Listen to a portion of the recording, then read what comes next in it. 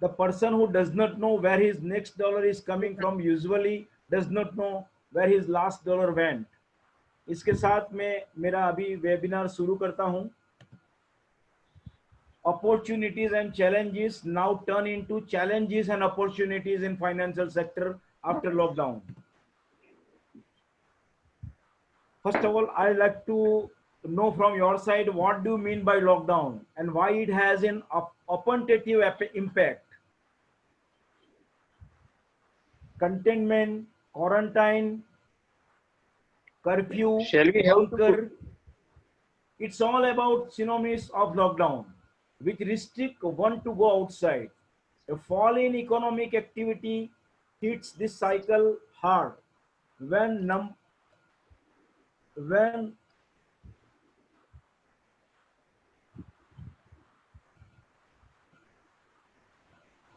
when no sales happen, there is no money to pay suppliers, employees, utilities, and other costs. Business will ask supplier to wait. That it in turn will create cash crunches for the supplier, salary cuts, and employee retrenchment rises. A slowdown production, transportation, storage, and distribution system will make lower demand on cash. Business will work on existing stock to incur lower light cost આવી છે ને until demand comes back. પાછળથી light આ side Thus, પર liquidity in this કાળો cycle કાળો to દેખાય. support this level of economic activity is critical. That liquidity is finance, an irreparable element of economy.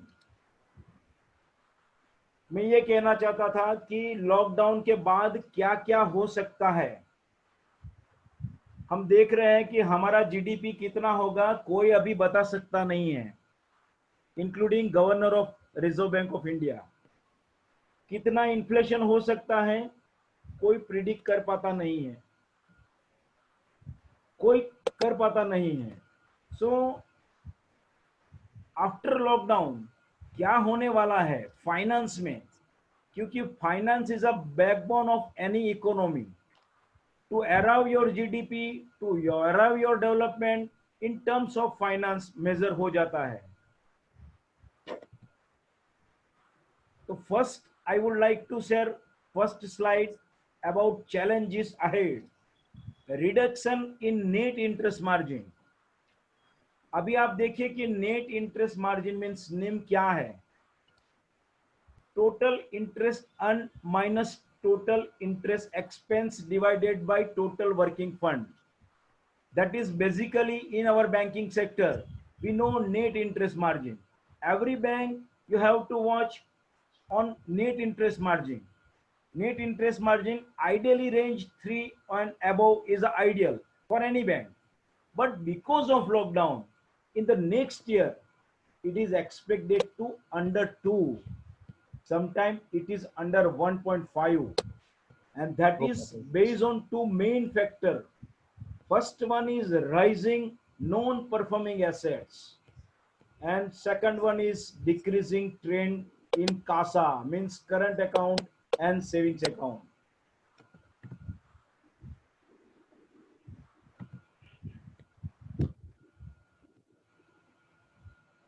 Increase in service charges. This is prediction. What my prediction after lockdown. Please note that.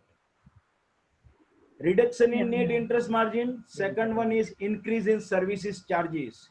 Due to lockdown, banks are also facing shortage of other income. अभी आप देखिए कि bank की balance sheet में जो आप profit loss के side पे इनकम साइड पे जो देखते हैं वो है बैंक का एडवांस इंटरेस्ट ऑन एडवांसेस और अदर इनकम. अभी इंटरेस्ट ऑन एडवांसेस का बात बाद में करते हैं, मगर I focus on service charges. ये इंक्रीज होने की पूरी शक्यता है, पूरी संभावना है. क्यों है ये अदर इनकम क्या है? वो है कमीशन, जो आरटीजीएस, ड्राफ्ट, पे order, bill discounting, bill purchase से मिलती है बैंक को. दूसरा है रेंट, जो लॉकर का होता है, सेफ कस्टडी का होता है. तीसरा है ट्रांजैक्शन, यानी होम रिमोट ब्रांच से आप ट्रांजैक्ट करते हैं तो भी बैंक चार्ज लेती है, कैश डिपॉजिट करते हैं तो भी चार्ज लेती है, एटीएम मंथली जो ट्रांजैक्शन होते हैं उन पे भी आपको चार्ज देना पड़ता है, और चौथा जो चार्ज है वो चेक बाउंसिंग का होता है। नोट काउंटिंग चार्जेस भी कई बैंक लगा रही है अभी। ड्यू टू लॉकडाउन ये सभी इनकम स्टॉप में है, यानी कुछ नहीं पा रही है बैंक, क्योंकि ज्यादातर लोग बैंक में आ नहीं रहे हैं। जो होम रिमोट ब्रांच की बात है, कैश डिपॉजिट की बात है, तो वो ज्यादा ट्रांजैक्शन नहीं हो पा रहा है। इसीलिए ये service charge definitely bank will going to increase after lockdown. Third one है existence of newcomer banks, existence of newcomer bank. अभी आप देखिए कि रिजर्व बैंक क्यों परमिशन दे रही है नए नए बैंक को, I don't know, and it is beyond my imagination also. क्योंकि एक तरफ से कर्टेल किया जा रहा है सभी बैंकों को, और दूसरी तरफ से नई नई बैंक को लाइसेंस दिए जा रहे हैं। जैसे पेमेंट बैंक हैं, they are now fighting for their existence. क्यों? Limited revenue stream, challenging business model and small margin have made it difficult for payment bank to carry on viable operations. अभी देखिए कि जुलाई 2019 में recently Aditya Birla payment banks बंद हो गई है। Small finance bank, they are bearing the brunt of the lockdown of their client base finance as well as recovery. आप सब जानते हैं कि जो स्मॉल फाइनेंस बैंक है, ज्यादातर स्मॉल फाइनेंस बैंक है, priorly they were non banking finance company, so they are associate with micro financing. अभी लॉकडाउन की वजह से आप देखिए कि सभी small finance bank attractive deposit पे रेट ऑफर कर रही है, up to 9%, and this is also beyond my imagination. How they bear their cost, how they calculate their cost of fund by giving 9% on deposit, because slowly we are moving on decreasing trend rate of interest की जब मैं बात करता हूं, तो ये small finance bank है to attract deposit, क्योंकि ये बैंक को डिपॉजिट चाहिए। जो बैंक को डिपॉजिट चाहिए, they are surely going to increase their deposit rate. So expense of newcomer banks is definitely a big problem to the Indian economy. Fourth one है unemployment, and that is the biggest problem we will see after lockdown. The data from the Center for Monitoring Indian Economy, that is called CMIE, showed a surge rate of 27.11% up to the 3rd May. And that is the biggest problem. Yes.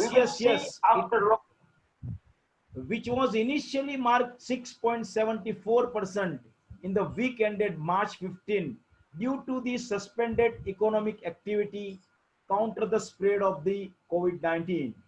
Majority of the tourism, hotel, aviation, transport, textile and diamond industries affected very badly.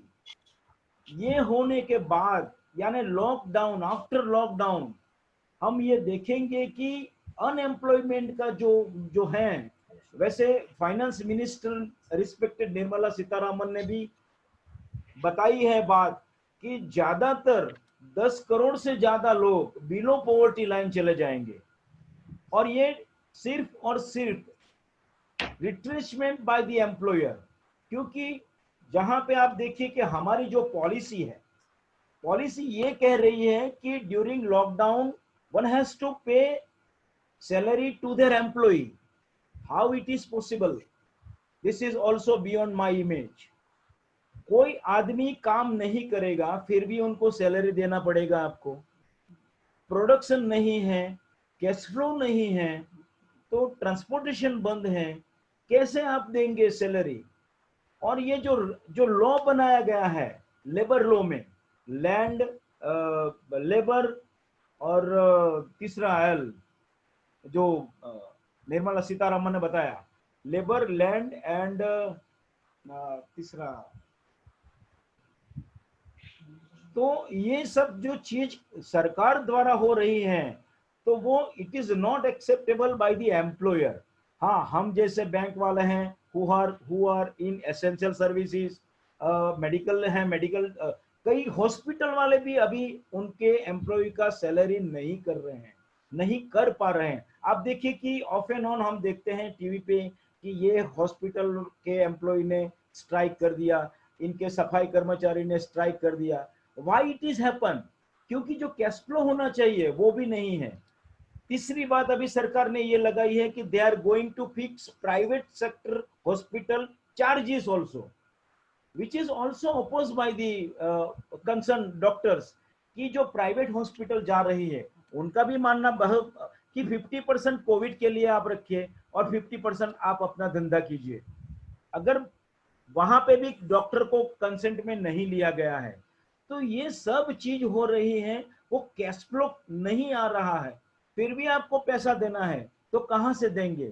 तो एक ही बात बोलती है, वैसे government ने तो बता दिया है कि 2% हम बेयर करेंगे, किसमें? प्रोविडेंट फंड में 2%, 2% हम आगे के 3 महीने में भी बेयर कर सकते हैं, ऐसा निर्मला सीतारामन जी ने बताया है।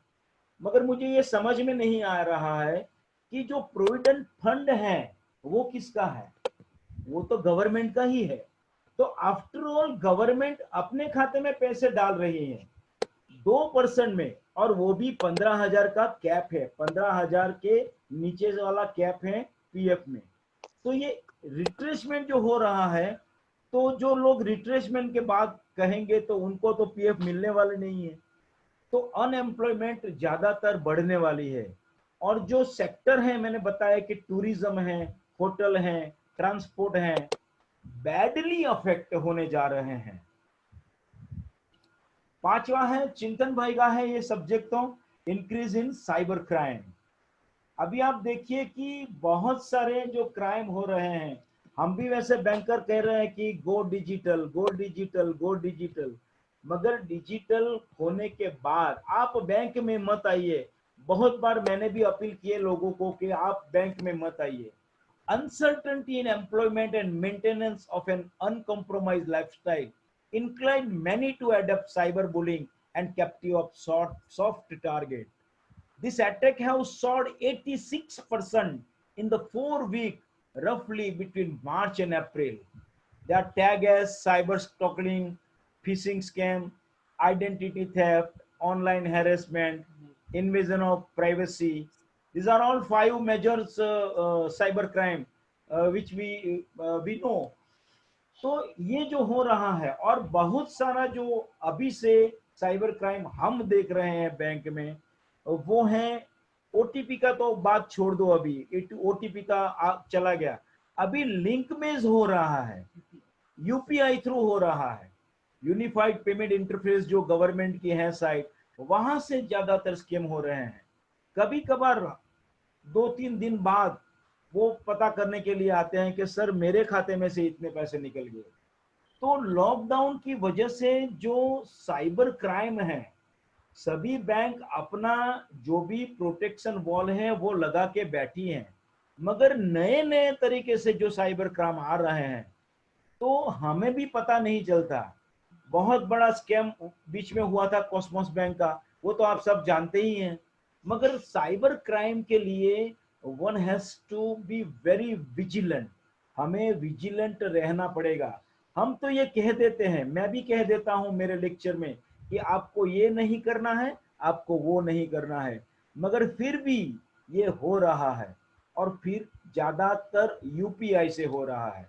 और we are all greedy people including myself, कि लिंक आ जाती है कि आपके खाते में 5 लाख रुपया क्रेडिट कर दिया गया है, प्लीज क्लिक बिलो लिंक, और हम बहुत भोलेपन से वो लिंक को क्लिक कर देते हैं, और वहां से शुरू होता है आपका साइबर क्राइम। तो आफ्टर लॉकडाउन ये चलने वाला है ज्यादा, क्योंकि डिजिटलाइजेशन की बात अभी से हम कर रहे हैं, यानी banking, non banking financial institution हो या बैंकिंग फाइनेंशियल इंस्टीट्यूशन हो, सभी ऑनलाइन बैंकिंग का, ऑनलाइन ट्रांजैक्शन की बात करती हैं। जब ऑनलाइन जाते हैं तो वहां पे साइबर क्राइम होने ही वाले हैं। छठा है जो मिसमैचिंग हो रहा है आफ्टर लॉकडाउन, वो है कैश फ्लो। कैश फ्लो कैसे मिसमैच हो रहा है? एक तो लेक ऑफ क्रेडिट ऑफटेक है। अभी नेचुरली है कि ये लॉकडाउन में कोई भी कस्टमर लोन के लिए नहीं आएगा, तो क्रेडिट ऑफटेक है, रिडक्शन इन रेट है। देखिए कि 17 अप्रैल को रंगराज शशिकांता दास ने सीआरआर में 1% का कटौती कर दिया गया for 1 year. They reduce CRR by 1% for 1 year. 1% CRR cut होने की वजह से एम्पल लिक्विडिटी आ जाती है बैंकिंग सेक्टर में। ये लिक्विडिटी क्यों आ जाती है? तो सीआरआर अगर देखना चाहते हो तो कोई भी बैंक की बैलेंस शीट में एसेट साइड पे आप देख लीजिए, balance with reserve Bank of India जो लिखा होता है वो होता है बैंक का सीआरआर, ऑन विच बैंक को कुछ नहीं मिलता। 1 रुपये का इंटरेस्ट नहीं देती रिजर्व बैंक। अभी 1% कम करने से जो पैसा मैंने वहां पे रखा है उसमें से 1% मेरे पास आ जाता है। अभी मुझे ये पैसे का क्या करना है? I want to give loan, मगर लॉकडाउन है, कोई आएगा नहीं, तो मैं पार्क कहां करूं? तो मुझे पार्क करना है रिवर्स रेपो में। जो बैंक अपना लिक्विड फंड शाम को लिक्विडिटी एडजस्टमेंट फैसिलिटी के थ्रू देती है रिजर्व बैंक ऑफ इंडिया को। अभी देखिए कि 4.90 का रिवर्स रेपो था, वो 4% कम कर दिया, और यस्टरडे शशिकांता दास ने और 3.35 कर दिया। ये करने का एक ही रीजन है कि रिजर्व बैंक के पास सभी बैंक अपना लिक्विड फंड डंप कर रही है। ये डंप करने से रिजर्व बैंक को ये, आप देखिए कि 27 मार्च को रिवर्स रेपो कम किया गया, 17 अप्रैल को रिवर्स रेपो कम कर दिया गया, और कल यानी 23 को भी रिवर्स रेपो कम कर दिया गया। तो what it indicates? It indicates कि लिक्विड फंड बैंक से रिजर्व बैंक के पास जा रहे हैं। तो और चौथा, मॉरेटोरियम और deferment of interest allow by Reserve Bank of India. यहां पे मॉरेटोरियम दिया गया है लोन में 3 हफ्ता, यानी मार्च, अप्रैल और मई। जब कल बताया गवर्नर ने कि we are going to extend moratorium by another 3 months, means June, July, August. So मार्च से लेके अगस्त तक जिसने भी लोन लिया वो अपना हफ्ता मॉरेटोरियम में डाल सकते हैं। मगर यहाँ पे जो बोरोवर है उनको मैं कहता रहता हूं, if you have liquidity then you have to pay your instalment regularly, नहीं तो यू हैव टू पे, ज्यादा इंटरेस्ट देना पड़ेगा आपको। कोई इंटरेस्ट रिलीफ नहीं है, आपको सिर्फ आपका आज का मौत कल पे लेके जा रहे हैं हम। तो ये 6 महीना अभी हो जाने वाला है मॉरेटोरियम, तो बैंक के पास कुछ भी इनकम नहीं आने वाली है। बैंक के पास जो लिक्विड फंड है वो वैसे के वैसे पड़ा रहता है। Deferment of interest allow in cash credit and overdraft limit.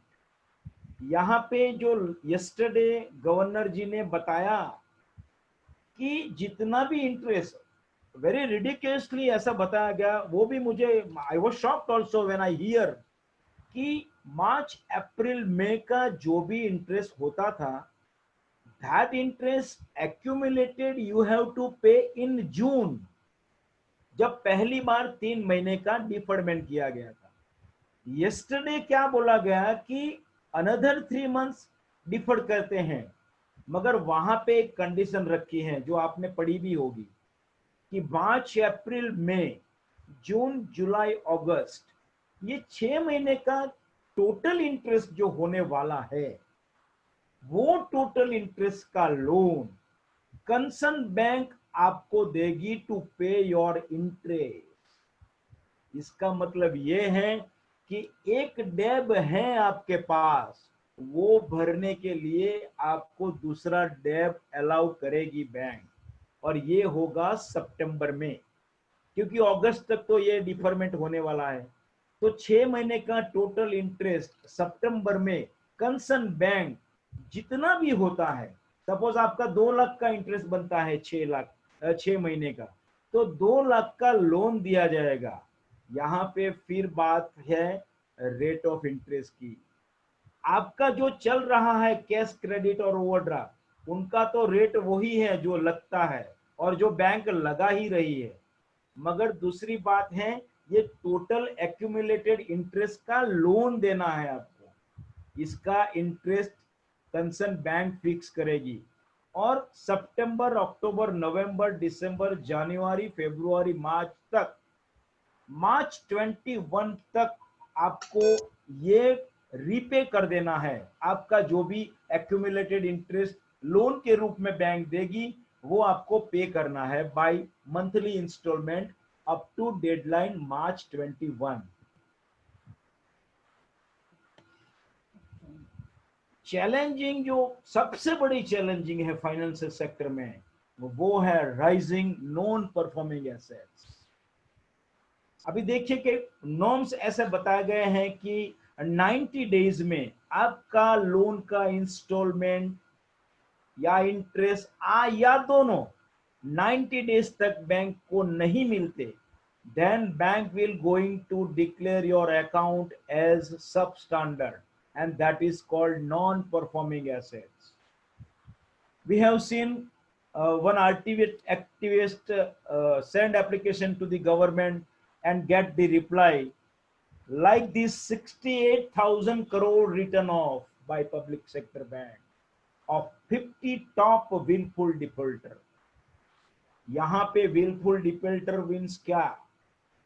Ability to pay but not a willingness to pay, that is called a willful defaulter. 68,000 crore right of कर दिया गया।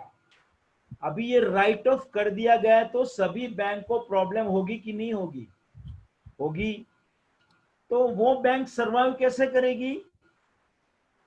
Budgetary allocation bye the government in capital.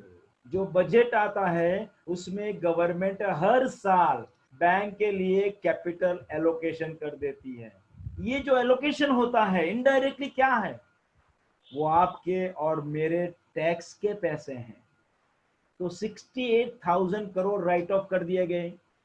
Merger of 10 public sector banks, बहुत अच्छी बात है, इतनी bank नहीं चाहिए।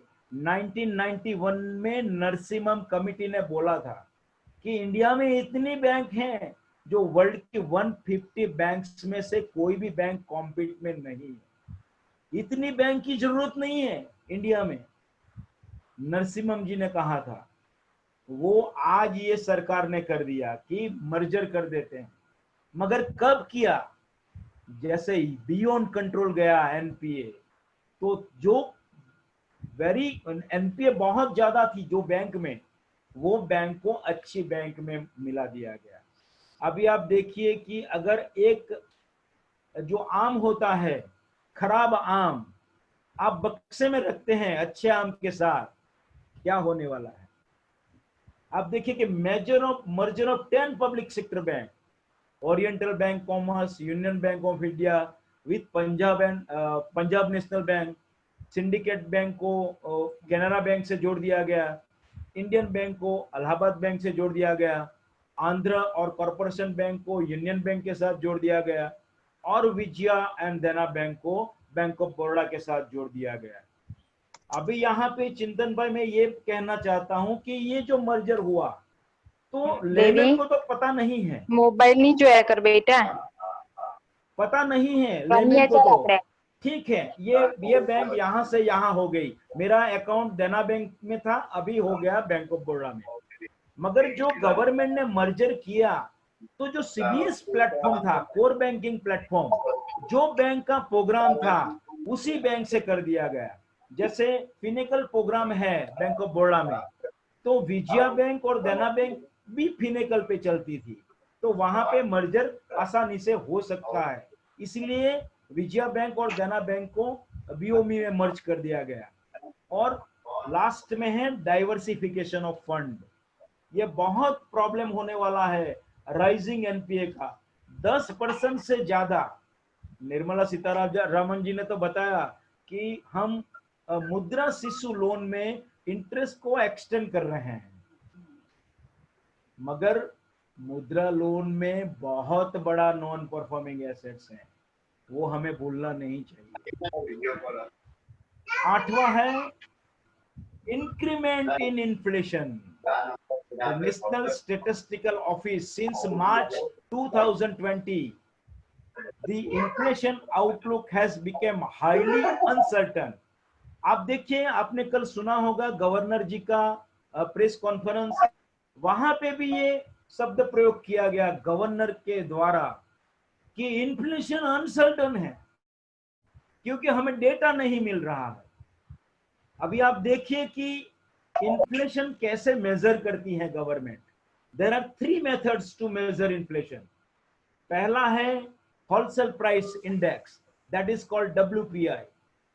दूसरा है CPI, कंज्यूमर प्राइस इंडेक्स, जहां हम चलते हैं।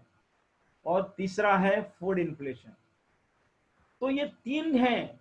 उसे जगलरी हमें दिखाई जाती है जब हम कुछ लेने के लिए जाते हैं, तो देखते हैं कि इसका दाम बढ़ गया है, मगर फिर आके घर में टीवी देखते हैं तो देखते हैं कि इन्फ्लेशन तो कम हुआ है। ऐसा क्यों हो रहा है? ये 3 मेथड हैं जो डिसाइड करती है गवर्नमेंट, और फिर हमें बताया जाता है कि ये इन्फ्लेशन का रेट इतना है। नाउ व्हाट दे से, हाईली अनसर्टन। हम नहीं कह सकते। क्यों नहीं कह सकते?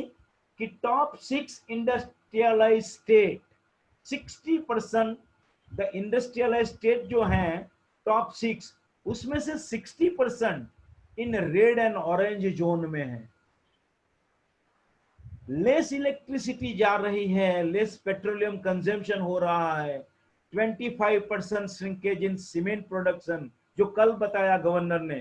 Production of consumer duration fell by 33%, industrial production shrunk by close to 17%, manufacturing activity down by 21%, merchandise export import suffered their worst in the last 30 years. देखिए, ये फिगर से लेमन को कोई लेना देना नहीं है।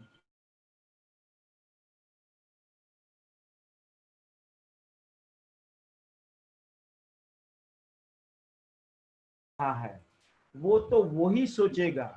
वो तो जानता है कि लॉकडाउन की वजह से ये होने वाला है, मगर आफ्टर लॉकडाउन ये जो चीज है वो रैपिडली जाने वाली है। अभी देखिए कि हम बात कर रहे हैं कि इकोनॉमी ग्रो की कि वी शेप में हो जाएगा हमारा, जो यानी फट से आप नीचे आओ और फट से ऊपर चले जाओ, ऐसा नहीं होने वाला है।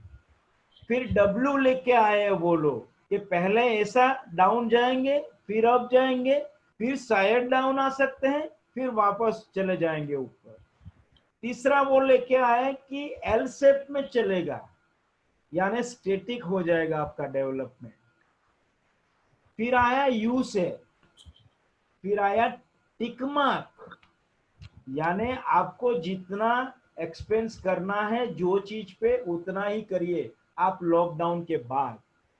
और ऐसा होने वाला है, लोगों को पता चल गया है 2 महीने में वो ज्यादा फालतू एक्सपेंस में नहीं जाने वाले लोग, जो चीज करनी है वो ही करेंगे। और 9वां है negative GDP, gross domestic product. ये चैलेंजेस हैं हमारे लिए सब।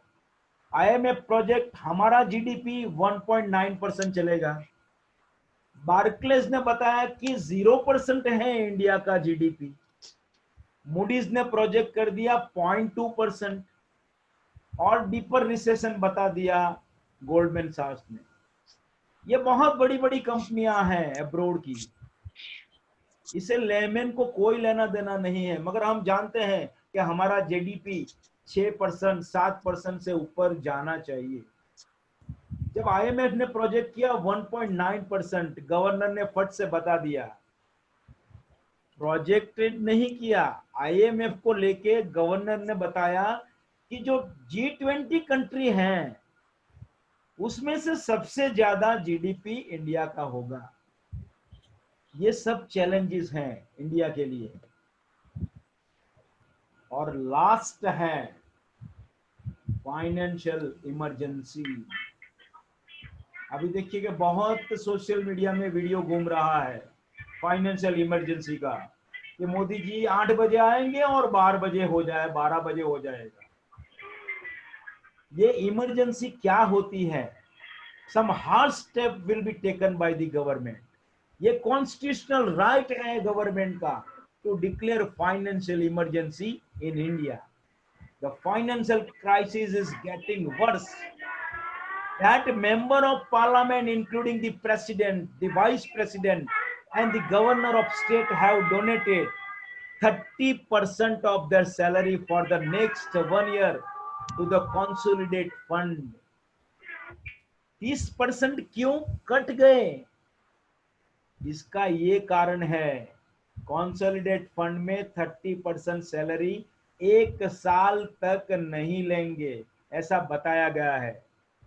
फिर मैंने सोचा कि ये लोग का सैलरी 30% से कम हो रहा है, तो मुझे भी देखना है कि इनका सैलरी कितना है। तो सिर्फ एक देखा, प्रेसिडेंट ऑफ इंडिया का सैलरी 5 लाख पर मंथ, तो 30% से 1.5 लाख निकल जाते हैं, यानी 3.5 लाख तो उनको महीने में मिलने ही वाले। तो ठीक है, हमने ऐसा बहुत क्लैपिंग कर दिया कि 30% सभी जो मेंबर ऑफ पार्लियामेंट हैं उन्होंने अपना सैलरी डोनेट कर दिया। मगर ड्यू टू फाइनेंशियल इमरजेंसी आ सकती है। Still no financial emergency declare by finance minister. Finance minister को यह पूछा गया कि क्या आप जाने वाले हैं फाइनेंशियल इमरजेंसी में? दे डिनाइड कि नहीं, ऐसा हमने अभी सोचा नहीं है। During this operation the centre gets full control over state in financial matter which is a threat to state financial sovereignty. Financial crisis में भी, मैंने ये नहीं कहा है कि आने वाली है। What I will see after lockdown, हो सकता है, ये हो सकता है। तो we have to know what is financial crisis, what is financial emergency. आपके खाते में अगर 5 लाख हैं, शायद ऐसा हो, you can not withdraw out of 5 lakhs, only you withdraw 50,000 per month, पर क्वार्टर, व्हाट दे डिसाइड। तो ये फाइनेंशियल इमरजेंसी है। These are all challenges 1 to 10 I have described you. These are all challenges after lockdown, what I will see.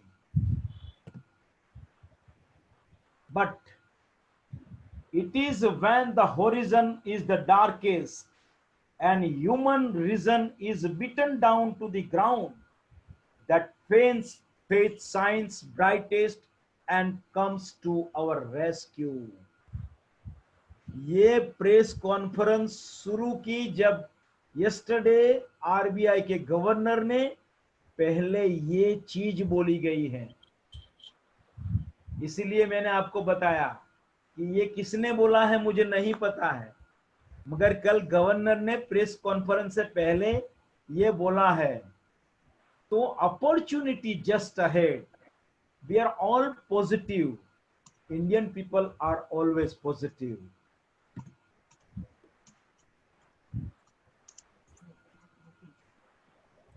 एक रफली chart में आपको दिखाना चाहता हूं।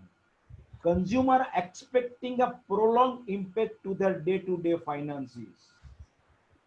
40% of household have expected income reduction. 45% of consumer have reduced household spending, expecting to do so in the immediate future. 75% of consumer believe their personal finance will be affected for 2+ months. 50% of consumer believe their personal finance will be affected for 4 months. 89% of consumer believe their routine will return to normal in 2+ months, and 37% of consumer believe their routine will return to normal in 4+ months. We hope कि हम सब lockdown के बाद यानी 31 मई के बाद अगर 5th lockdown नहीं आया तो संभल जाएंगे 4-5 महीने में।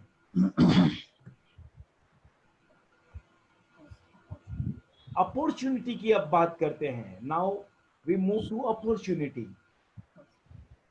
फर्स्ट है पोस्ट कोविड-19 plan, building a strong social environment. The banking industry is in a unique position to play a vital role in restoring each communities, whether providing mortgage to growing families or loan to growing business. Retail banks have a long history of promoting social and economic success. Restructuring. Second one is restructuring the growth model and distribution channel. Re-examine of goal for big business, consolidated finance account for retailers, metropolitan density, impact of distribution of channel.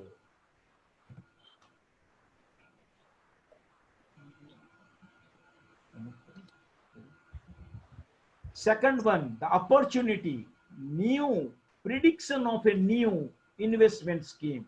These are all prediction from my side. Financial market and capital market may introduce new scheme to attract their customer. अब देखिए, एक तरफ से हमारा GDP down जा रहा है और दूसरी तरफ से शेयर मार्केट ऊपर जा रहा है। ये समझ में नहीं आने वाली बात। Financial market or capital market, many introduce new scheme to attract their customer. यानी वीकली सेविंग का कोई अकाउंट खोल दिया जाएगा, फोर्टनाइटली कोई लोन दिया जाएगा, मंथली एक कोई बचत सेविंग्स का स्कीम बनाया जाएगा, incentives in loan with lower interest looking to this CIBIL, वो तो कई बैंक अभी ये कर रही हैं। सोशल स्कीम फॉर सोसाइटी, यानी कोई समाज है उनके अप्रोप्रिएट कोई स्कीम बना दी जाएगी। Identity of mutual fund by colour में चेंज। अभी देखिए कि ब्लू, येलो और ब्राउन कलर चल रहा है म्यूचुअल फंड में। अगर किसी म्यूचुअल फंड में आप इन्वेस्ट करना चाहते हैं, then you have to look in colour. जो म्यूचुअल फंड का ब्लू कलर होता है वो लेस रिस्क है, येलो मॉडरेट है और ब्राउन हाई रिस्क है। मगर मैं ऐसे मान के चलता हूं कि ये कलर भी चेंज हो जाएंगे, and blue, yellow, brown to green, orange and red. क्यों? कि सभी लोग ग्रीन जोन, ऑरेंज जोन और रेड जोन से यूज्ड टू हो गए हैं। अभी देखिए कि कोविड-19 के लिए भी चलेगा ये। तो कोविड-19 में ऐसा बनाया दिया गया है 3 जोन, ग्रीन, ऑरेंज और रेड। अभी ये यूज टू होने के बाद गवर्नमेंट ने क्या कर दिया? Containment and non containment. अभी कंटेनमेंट आ गया। We are now use to with green, orange and red. अभी हमें यूज टू होना है कंटेनमेंट एंड नॉन कंटेनमेंट। यहां पे focus on loan, lower interest की जो भी है वो भी आपको बैंक कर देगी आपको। यहां पे आप देखिए कि जो भी पैकेज आ रहे हैं गवर्नमेंट की ओर से to run the business, to boosting development, तो ये जो पैकेज आ रहे हैं मोर और लेस ये पैकेज लोन के हैं, कोई रिलीफ नहीं है, लोन के हैं, लोन फॉर लोन। जैसे मैंने कल बताया, कल जो बताया गया कि जो एक्यूमुलेटेड इंटरेस्ट है उनके लिए भी आपको लोन मिलेगा। तो ये लोन क्यों है, उसका एक सोशली वीडियो मुझे मिला था। That video I want to show और share with you. That video आपको दिखता है ये वीडियो? सर स्लाइड देखाઈ છે અત્યારે.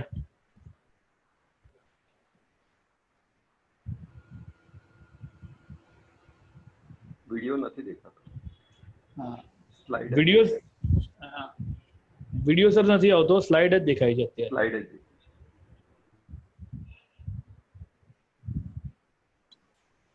Hello, हाँ sir. Just go to the share screen and then again click on your video, sir.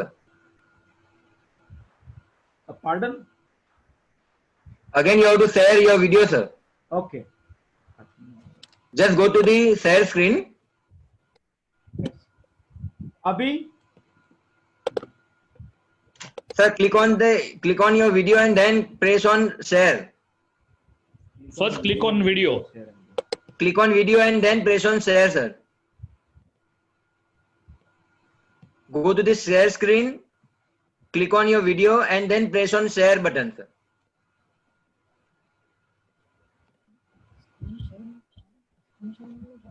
Screen share on है. Yes, go to the screen share screen, click on the share screen, then click on your video, then again click on the share. New share. Click video Paschen new share. Sir, click on the share screen, sir. अभी At the downside. Yeah, sir. Yeah, now it is working. okay. yes And again you have to share your screen if you want to share your PPT, sir. Sir, voice is not there, sir.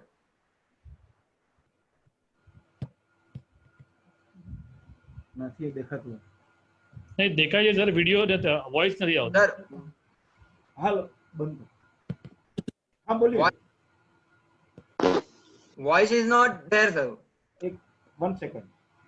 Only we can see video, sir. We cannot hear voice.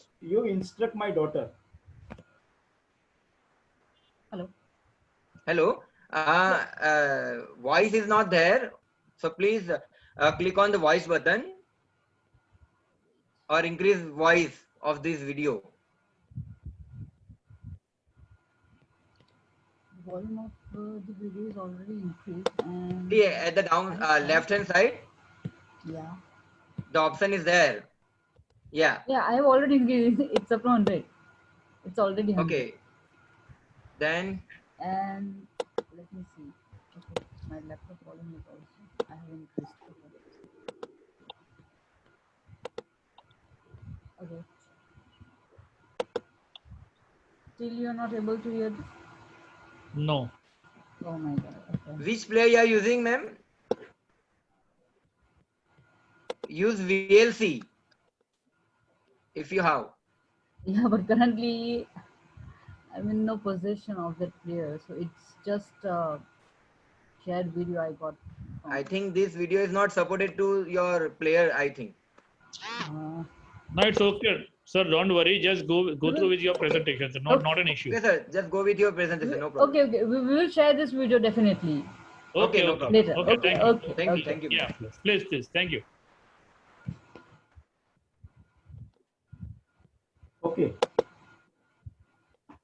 We'll share this video to you. Yeah, sir. Okay. Okay. ये video में तेनालीराम ऐसा कह रहे हैं कि loan क्यों देना है, रिलीफ क्यों नहीं मिलती, लोन क्यों देना है, और जो भी कह रहे हैं totally followed by our government. New investment scheme की बात हो गई. Universal banking after lockdown. अभी यूनिवर्सल बैंकिंग क्या है? All financial products sold by the bank, that is called universal banking. यानी म्यूचुअल फंड है, इंश्योरेंस प्रोडक्ट है, लोन का प्रोडक्ट है, मर्चेंट बैंकिंग है, etcetera etcetera. What I see, best diversification for banking industries, optimum use of available resources, which eventually help upgrading economic scale and moral value, trust of human. Extension of current financial based banking to non-financial banking. इसका मतलब मैं ये कर रहा हूं कि अगर चिंतन भाई को कंघी लेना है तो वो कंघी लेने के लिए भी बैंक में आएंगे। ये what I predict, that is universal banking. Fourth one, digital currency. Digital currency means virtual currency, crypto currency. बहुत बार हमने सुना है ये वर्ड, बिटकॉइन के बारे में सुना है। एक बार गवर्नर को ये क्वेश्चन किया गया regarding whether the RBI is looking into issuing a central bank digital currency, तो उन्होंने बताया कि it is very early to speak on a central bank issuing digital currency. Some discussion are going on. Technology has not fully evolved yet. It is still in very incipient stage of discussion, and at RBI we have examined it internally.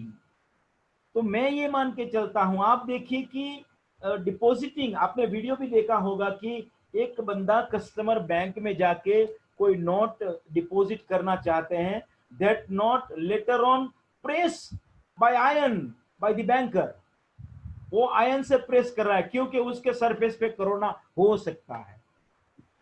तो ये सब चीज what it indicates कि हम सभी banker, हमारे ये cashier भी ऐसा करके चलते हैं कि सर ये हो जाएगा तो वो हो जाएगा। तो ये मुझे लगता है कि surely in future, in near future digital currency की बात होने वाली है। Fifth one is digitisation of banks, embracing new technologies, higher rates of adoption of microservice architecture by dropping vertical integrated stacks, API, containerization, cloud computing and blockchain, channels of digitization to cover unbanked area। अभी भी India में out of 130 crore population, 40 to 45% people have not their bank account। to cover unbanked area, ये digitalisation यानी branchless banking का concept हम देख रहे हैं। Security, privacy and customer trust, banks need to take stringent steps to identity both internal and external system, technically strengthened by rigorous KYC, strong customer authentication, smart network for secure and seamless transaction, policy and compliance in terms of security and privacy and compliance of personal data protection bill। और opportunity operational efficiency में intensive training to employee and to customer, relaxation in regulatory norms which gave liberty. अभी देखिए कि RBI ने moratorium और deferment of interest 3 महीना बढ़ाया, at a time 6 नहीं बढ़ाया, 3 पहले बढ़ाया फिर बाद में 3 बढ़ाया। मैं ये मान के चलता हूं कि डिक्लेयर कोविड एड ए नेशनल डिजास्टर और 1 साल के लिए बैंक को लिबर्टी दे दीजिए। आफ्टर अप्रैल 21 आप बैंक के साथ वापस जुड़ जाइए, क्योंकि बैंक जानती हैं कि ड्यू टू कोविड उनके कितने कस्टमर अफेक्ट हैं और कितने कस्टमर सर्वाइव हैं और कितने कस्टमर को कोविड से नुकसान नहीं है। तो ये सब चीज आपको you have to left individual bank. अब बैंक मैं ऐसा नहीं कह रहा हूं कि पूरे रेगुलरिटी से आप चले जाइए, नहीं, 1 साल तक आप छूट दे दीजिए। ये तो मई अभी खत्म होने वाला है, तब जाके यस्टरडे गवर्नर जी ने बताया कि we are going to extend another 3 months.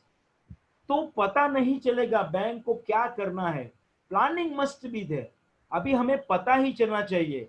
Bank ने रोटेशन सिस्टम बनाई है कि एक दिन मैं जाऊं बैंक में, दूसरे दिन मेरी जगह मेरा बंदा जाएगा, तो वो भी गलत है। क्योंकि जो ब्लॉकचेन होती है कोविड की, वो 14-14 दिन की होती है। अभी 14 दिन मैं नहीं जाऊं तो वो ठीक है, मगर एक दिन में नहीं जाऊं, एक दिन दूसरे दिन दूसरा बंदा आए तो वो भी गलत है।